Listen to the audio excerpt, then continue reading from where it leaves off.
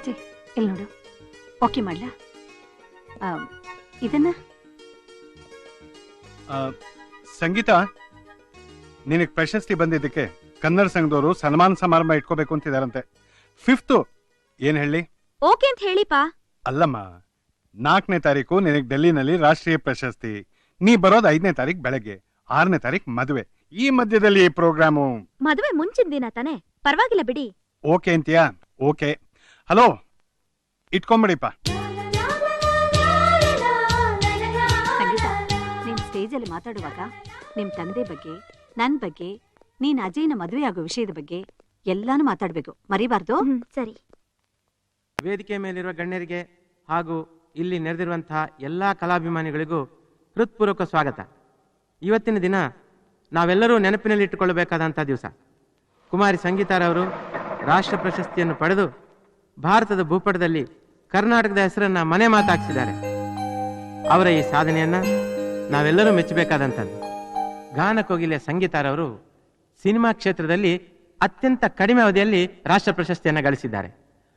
ಅವರಿಗೆ ಸನ್ಮಾನ ಮಾಡ್ತಾ ಇರೋದು ನಮಗೆಲ್ರಿಗೂ ಹೆಮ್ಮೆಯ ವಿಷಯ.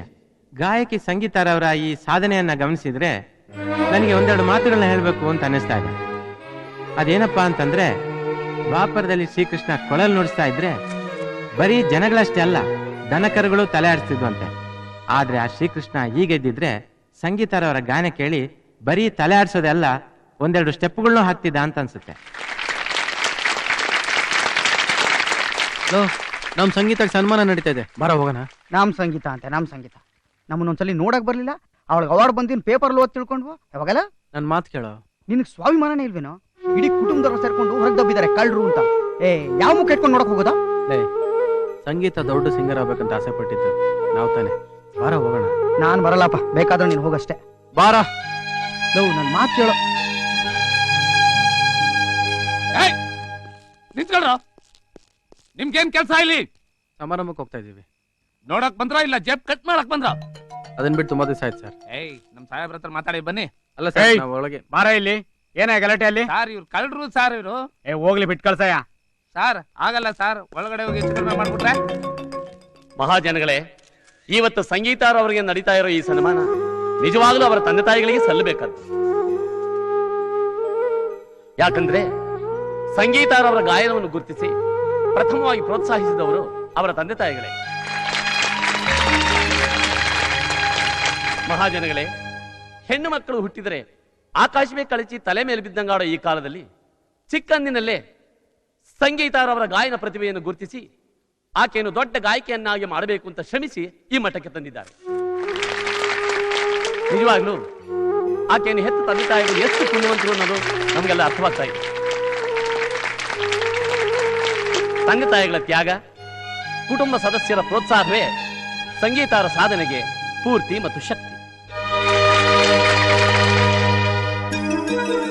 ಇಂಥ ಗಾನ ಸರಸ್ವತಿಯನ್ನು ದೇಶಕ್ಕೆ ಕೊಡುಗೆಯಾಗಿ ಕೊಟ್ಟ ಅವರ ತಂದೆ ತಾಯಿಗಳಿಗೆ ಮತ್ತು ಕುಟುಂಬ ಸದಸ್ಯರಿಗೆ ತಮ್ಮೆಲ್ಲರ ಪರವಾಗಿ ಕೃತಜ್ಞತೆಯನ್ನು ಸಲ್ಲಿಸ್ತಾ ನಾನು ಈ 2 ಮಾತುಗಳನ್ನು ಇಲ್ಲಿಗೆ ಮುಗಿಸ್ತೀನಿ.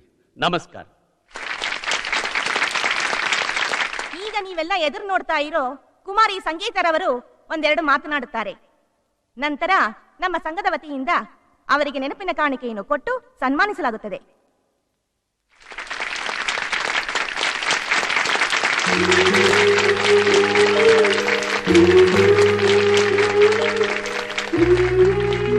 ಎಲ್ರಿಗೂ ನಮಸ್ಕಾರ.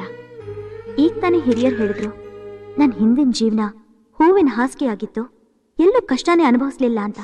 ಆದ್ರೆ ನಿಮ್ ಎಲ್ರ ಮುಂದೆ ಒಂದು ಮಾತು ಹೇಳಕ್ ಇಷ್ಟಪಡ್ತೀನಿ. ಒಂದು ಕಾಲದಲ್ಲಿ ನನ್ನ ಕಣ್ಣೀರು, ನನ್ನ ಕಷ್ಟ ಬಿಟ್ರೆ ಬೇರೆ ಏನನ್ನು ನೋಡ್ಲಿಲ್ಲ. ಬಾವಿಲ್ ಹುಟ್ಟೋ ಕಪ್ಪೆಗೆ ಬಾವಿ ಬಿಟ್ರೆ ಬೇರೆ ಏನು ಗೊತ್ತಿರಲ್ಲ ಅಂತಾರೆ. ಹಾಗೇನೆ ನಂಗೂ ಪ್ರಪಂಚ ಏನು ಅಂತ ಗೊತ್ತಿರಲಿಲ್ಲ. ನನಗೆ ಅಂತ ಯಾವ ಆಸೆ ಆಕಾಂಕ್ಷೆಗಳು ಇರಲಿಲ್ಲ. ಆಕಾಶದಲ್ಲಿ ಹಾರೋ ಗಾಳಿಪಟ ಅಂದವಾಗೇ ಕಾಣುತ್ತೆ, ಆದ್ರೆ ಅದಕ್ಕೆ ಬೇಲ್ ಹಾರೋಕ್ ಸಹಾಯ ಮಾಡಿದ್ದಾರ ಯಾರಿಗೂ ಕಾಣಲ್ಲ. ಇವತ್ತು ಈ ಗಾಯಕಿ ಸಂಗೀತಾಳ ಬಗ್ಗೆ ನಿಮ್ ಎಲ್ರಿಗೂ ಗೊತ್ತಿದೆ. ನಾನು ಈ ಸ್ಥಾನಕ್ಕೆ ಬರೋಕ್ ಸಹಾಯ ಮಾಡಿದ ವ್ಯಕ್ತಿ ನನಗ್ ಮಾತ್ರ ಗೊತ್ತಿದ್ದಾರೆ.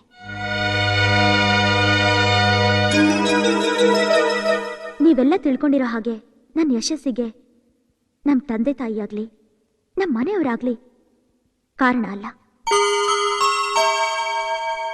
ಇದನ್ನ ಯಾಕೆ ಹೇಳ್ತಿದ್ದೀನಿ ಅಂದ್ರೆ, ಚಪ್ಪಾಳೆ ಹೊಡೆದು ಹೊಗಳೋರ್ನ ಮರೆತರು ಕೈ ಹಿಡಿದು ಮೇಲೆ ಕೆತ್ತದವ್ರನ್ನ ಯಾವತ್ತೂ ಮರಿಬಾರ್ದು ಅಲ್ಲ. ನಾನು ಹಾಡ್ತೀನೋ ಇಲ್ವೋ ಅಂತ ನನಗೆ ನಂಬಿಕೆ ಇಲ್ಲದೆ ಇದ್ದಾಗ ನನ್ನ ಪ್ರತಿಭೆನ ಗುರುತಿಸಿ ನನಗೋಸ್ಕರ ರಾತ್ರಿ ಹಗಲು ಕಷ್ಟಪಟ್ಟು ನನಗೆ ಸ್ಥಾನ ಕೊಡಿಸಿ ತಾವು ಮಾತ್ರ ಎಲ್ಲೋ ಜನಗಳ ಮಧ್ಯೆ ಇರೋ ಅವ್ರು ಯಾರು ಅಂತ ನಿಮಗೆ ಗೊತ್ತಾಗ್ಬೇಕಲ್ಲ.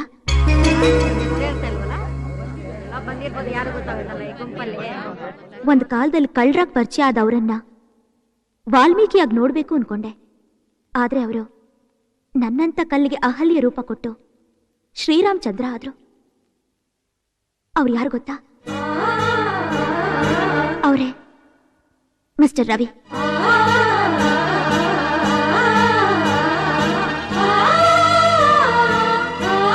ಆಕಾಶದಲ್ಲಿದ್ದ ಗಂಗೆನ ಭೂಮಿಗೆ ತರಿಸಿದ್ದು ಆ ಭಗೀರಥ ಆದ್ರೆ, ನೆಲದ ಮೇಲಿದ್ದ ನನ್ನ ಆಕಾಶದ ಎತ್ತರಕ್ಕೆ ಬೆಳೆಸಿದ್ದು ಆ ರವಿ. ನನಗೋಸ್ಕರ ನೀವು ಹೊಡಿತಾರೋ ಚಪ್ಪಾಳೆ ಅವ್ರಿಗೆ ಸಲ್ಬೇಕು. ನನಗೆ ಹಾಕೋ ಎಲ್ಲ ಹಾರಗಳು ಅವ್ರ ಪಾದಕ್ಕೆ ಸೇರ್ಬೇಕು. ನನಗಿವತ್ತಿಲ್ಲಿ ನಡೀತಾರೋ ಸನ್ಮಾನ ಅವ್ರು ಕೊಟ್ಟ ಭಿಕ್ಷೆ. ರವಿ, ಈ ಅವಾರ್ಡ್ನ ನಿಮ್ ಕೈಯಿಂದಾನೆ ತಗೋಬೇಕು ಅಂತ ಆಸೆ ಪಡ್ತಾ ಇದ್ದೀನಿ. ಅವ್ರು ಇಲ್ಲಿ ಇದಾರೇನಮ್ಮ? ಇದಾರೆ. ಮುಂದೆ ಬರಕ್ ನಾಚ್ಕೊಂಡು ಇಲ್ಲೇ ಎಲ್ಲೋ ಜನಗಳ ಮಧ್ಯೆನೇ ಇದ್ದಾರೆ. ರವಿ, ನೀವ್ ಇಲ್ಲೇ ಎಲ್ಲೋ ಇದ್ದೀರಾ. ನಾನ್ ನಿಮ್ಮನ್ನ ನೋಡಿದ್ದೀನಿ. ದಯವಿಟ್ಟು ಸ್ಟೇಜ್ ಮೇಲೆ ಬನ್ನಿ ಪ್ಲೀಸ್. ರವಿ, ರವಿ, ನಾನು ನಿಮ್ಮನ್ನ ನೋಡಿದ್ದೀನಿ. ದಯವಿಟ್ಟು ಬನ್ನಿ ಪ್ಲೀಸ್. ರವಿ, ಹೋಗು ಹೋಗು ಪ್ಲೀಸ್ ಹೋಗು.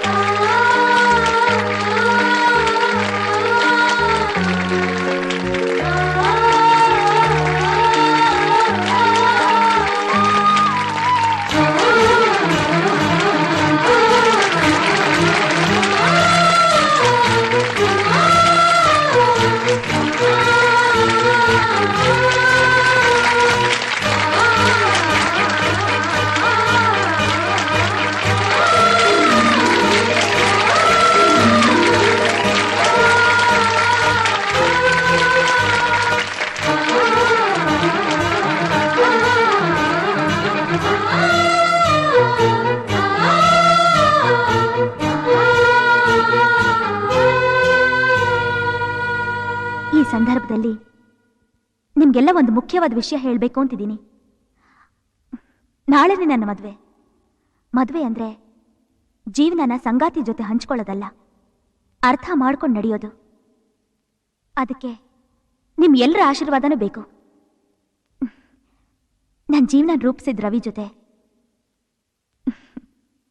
ನನ್ನ ಜೀವನ ಹಂಚ್ಕೊಳ್ಳೋಣ ಅಂತಿದ್ದೀನಿ.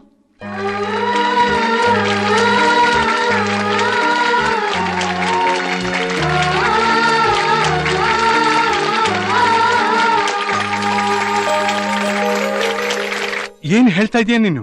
ಹೌದಪ್ಪ, ನಾನು ಇಷ್ಟನೋ ಇಲ್ವೋ ಅಂತ ಹೇಳೋಕೆ 3 ತಿಂಗಳು ಟೈಮ್ ತಗೊಂಡ್ರಲ್ಲ, ಅವ್ರಿಗಿಂತ ನಾನು ಕೇಳ್ದೇನೆ ನಾನು ಇಷ್ಟಪಟ್ಟಿದ್ನೆಲ್ಲ ಕೊಟ್ರಲ್ಲ, ಅವ್ರು ತಾನೇ ದೊಡ್ಡವರು. ಹಾಗಲ್ಲಮ್ಮ, ಮದುವೆಗೆ ಇನ್ನು 2 ದಿವಸ ಇದೆ. ಅಪ್ಪ, ಮದುವೆ ಅಂದ್ರೆ ನನ್ನ ಇಷ್ಟಪಟ್ಟವನ್ ಜೊತೆ ಬಾಳೋದಲ್ಲ, ಕಷ್ಟ ಸುಖ ಹಂಚ್ಕೊಂಡು ನಡೆಯೋ ಮನ್ಸಿರೋನ್ ಜೊತೆ ಬಾಳೋದು.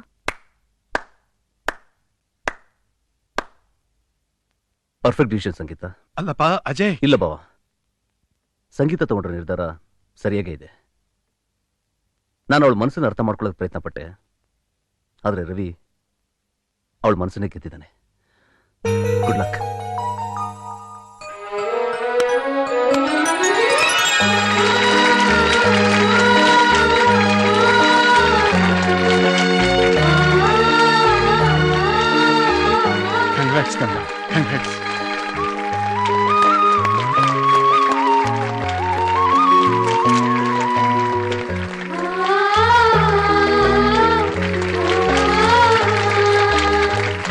like it?